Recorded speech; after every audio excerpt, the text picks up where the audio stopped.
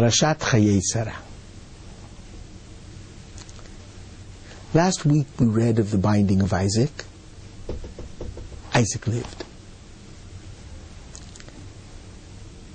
And then immediately, chapter 23 of the book of Genesis, we are told that Sarah lived for 127 years, that Sarah died in Hebron, and that Abraham came to eulogize his wife and to weep over her. Now we know from the previous statements in the Bible that although Abraham and Sarah began their journey in the land of Canaan, the land of Israel, from Hebron, they settled in Beersheba. And it was from Beersheba that Abraham took Isaac to the binding. Now, according to the Midrash, and that's how it seems chronologically within the biblical sequence, Sarah died immediately after the binding. But what was she doing in Hebron? And even in last week's portion, we read very clearly that Abraham returned to Beersheba.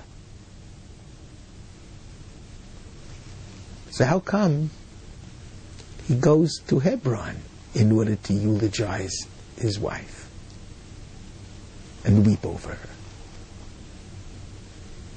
Why did she die so far away from home?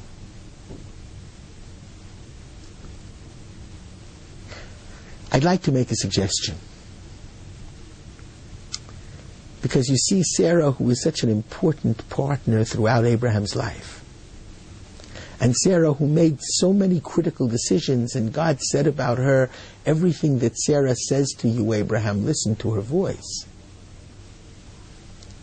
Sarah's input, Sarah's involvement, is strangely missing from the entire story of the binding. God comes to Abraham, makes his very difficult command, take your son, your only son whom you love, even Isaac, bring him up for a whole burnt offering. Abraham arises in the morning, takes Isaac, and so the story continues. Where was Sarah? I'm certain that Abraham found it very difficult to tell this particular divine command to his wife. And perhaps he even tried to leave the house stealthily, escape her notice. But I can't really imagine a father and a son leaving the home in the middle of the night and not awakening the mother. So if I were writing a modern midrash, I would say that Sarah awoke. And she turned to her husband and she said to him, where are you going? And he said, I'm going on a journey. And she said, what kind of journey? And he said, a journey that's been dictated by God. And what did God dictate? And when he tells her, she says it's impossible. That cannot be what God wants. And Abraham says, but I have no choice. If God asks me to sacrifice for him, I must sacrifice for him even if it's my beloved son. And Sarah says, you always sacrificed your son for God. You never spent enough time with him. You never studied with him. You never played with him. You never went to Little League Baseball with him. And I'm telling you, this cannot be God's will.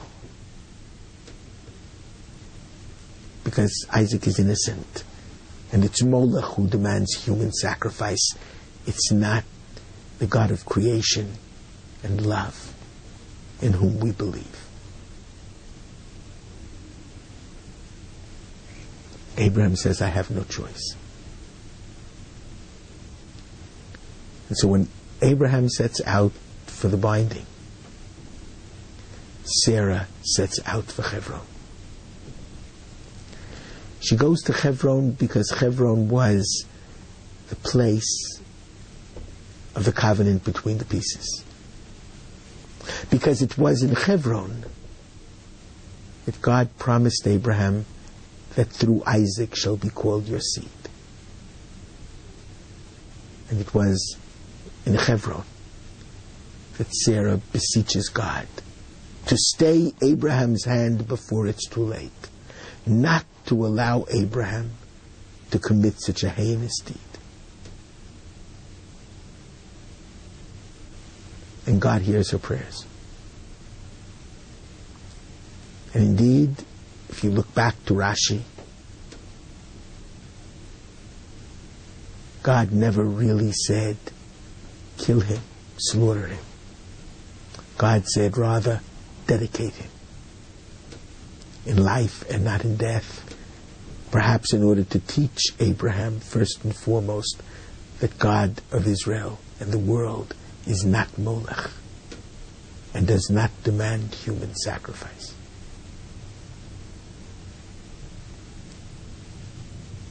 Sarah dies in Hebron. Abraham eulogizes and weeps over her. But here again, in assessing the situation, Sarah was more correct than Abraham. Shabbat Shalom.